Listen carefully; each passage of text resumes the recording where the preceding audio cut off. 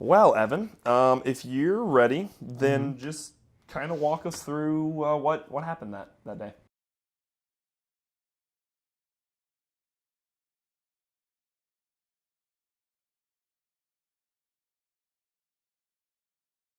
I was in Tallahassee for Summer C, and it was the day right after classes ended. It was that Saturday, and I was in the edit lab in UCD working on my reel, and I left around like maybe 5 p.m. ish, and got back to the house, and I parked in the driveway, and I called my mom, and we were talking for like 10 minutes, whatever.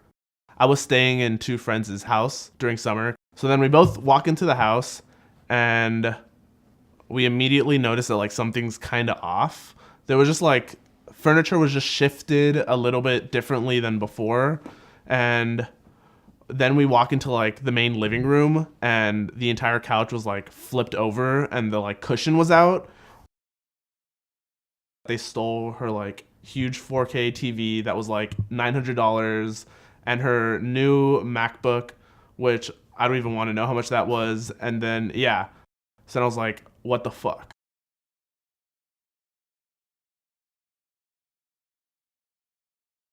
So then I run to the room that I was staying in, and immediately noticed my book bag, which had my MacBook Pro in it, which had my T3i, which had like a $500 lens on the T3i, was all gone, including my hard drive, which I had all of my stuff from the summer that I did in London because I did the documentary program in London. So I lost all that footage too.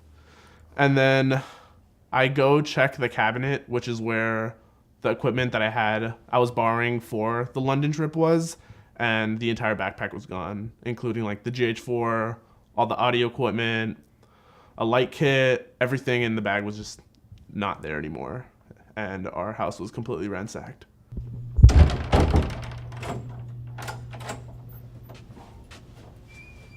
Give me 1 second. Yeah. So, I believe it was a couple months ago.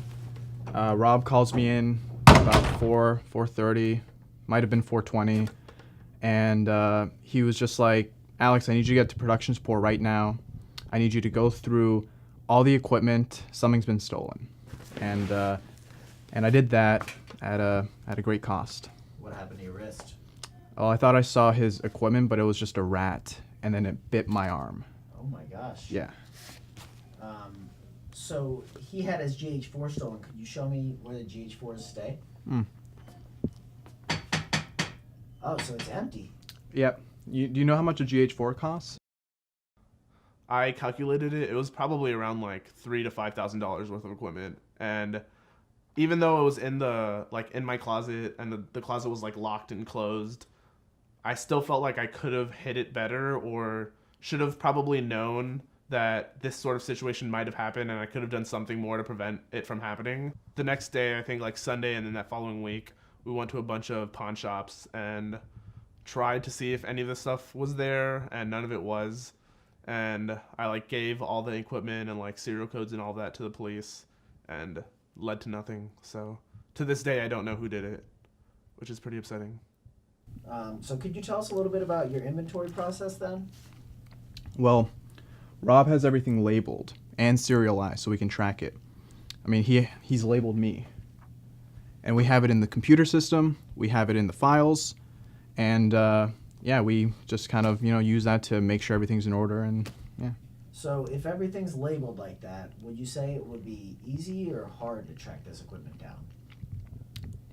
I would say it would have been easy, but I mean, they probably took off the tags, probably halfway to Canada right now.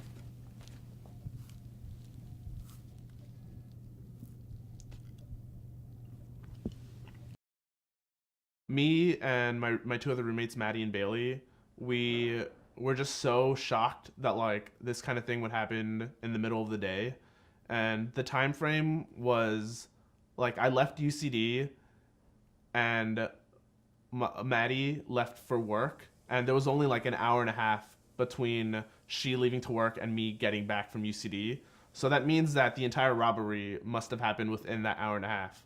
And the fact that like it was such a minimal amount of time, and the fact that it was like in broad daylight, it just like made us start wondering like if this was someone that we knew, and we started contacting people who like, because they throw a lot of parties, so we started contacting people of like they knew of anyone sketchy who like might have been there for a party, or I don't know, like just like a few weeks before that, like me, Mike, and Keith like watched a movie, and I like talked to them about it, and I don't know, it was just a bunch of stuff that we weren't really sure like if we could trust the people that we knew.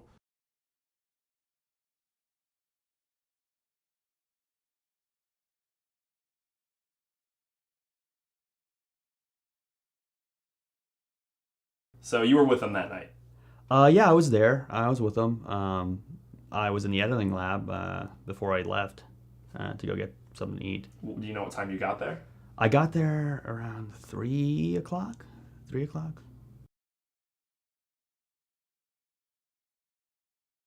Who all was with you that night? Evan was there. Rona was there. Chris was there. And I think Keith. What's going on, guy? Hey, what's up? How you doing? So you were in the edit lab that night, yeah? Yeah, I guess if that's what people are saying. Well, I can't really be sure though. So you don't really remember. Hey man, it was a Saturday. You can't hold me liable to remember every Saturday. Okay. Well, so was anybody acting strange? Was Evan on edge or anything? No, everyone was fine. Mike was supposed to be my ride home. So you went home with Mike then?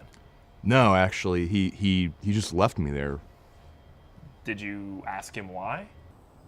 No, I honestly didn't think anything of it. I just feel like that kind of stuff happens like at night, and I feel like they might have been like waiting for us until like knowing when all three of us weren't there at the home, like when the right time to go break in was, because they just did that like clockwork. Like they did it so precisely to the hour. If not, it'd be real lucky. Yeah. On their part anyway. Yeah.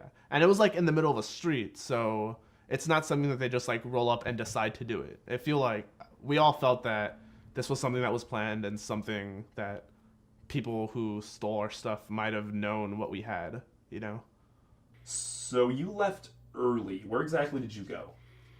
Well, I mean, I live at the editing lab in UCD, so, coffee and granola bars only gets you so far. Right. And I decided to get some food, so I went to Robatos, I believe. Okay, okay. Met up with some folks and ate some orange chicken. I love that orange chicken. Oh, yeah. All right.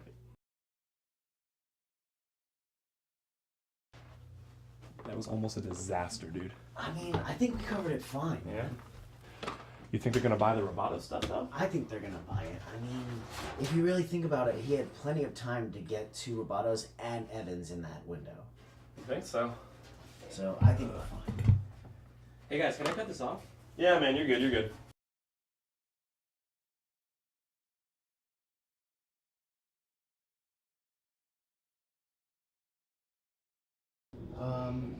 How do you think that he works with other people? Terribly. Absolutely terribly. He's very bossy. Kind of is an overlord, I would say. An overlord of the camera. Do you find him at all odd, sketchy, or just flat out weird? Could you tell me more about it and why? Yeah, he's been like pretty decent in working with him, but there was this one instance where he just kind of like left one day in the middle of a shoot and had a phone call and just like came back, and it was just like the weirdest time, and everybody was kind of asking him about it, and he just was like, oh, it's nothing, and then went back to work. Do you think that he is capable of stealing a GH4? Absolutely. Do you think that he would? Absolutely. Why? Probably to sell it at a pawn shop or through some sort of black market to buy a Sony product.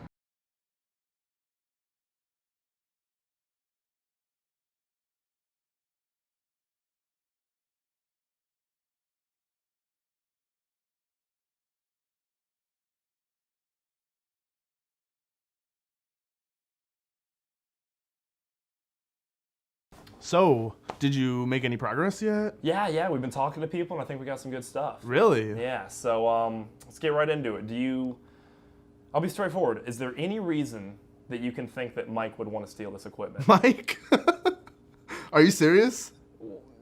Yeah, some of the people we've been talking to have been pointing in that direction.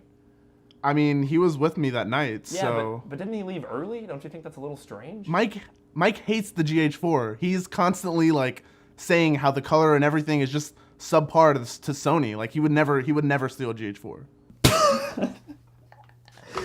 What use would I have for a GH4? GH4 is trash. When I'm shooting, I want to be able to go over ISO 800. With the GH4, I go over ISO 800. I'd rather shoot with a fucking potato.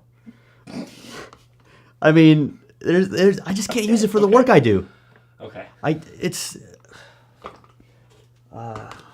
Before I go on, can I refill this? Whatever. No, it's fine. Jesus. Hey, Mike, they're not that bad, man. GH4 is trash. I shoot over ISO 800 all the time, and it looks fine. Well, I mean, for your purposes, I'm sure it's fine, but For my purposes. yeah. I mean, mine has a full frame, my A7. What? Is this your GH4? Wait, is this the school's? Does that say number 5? I didn't think they replaced it yet.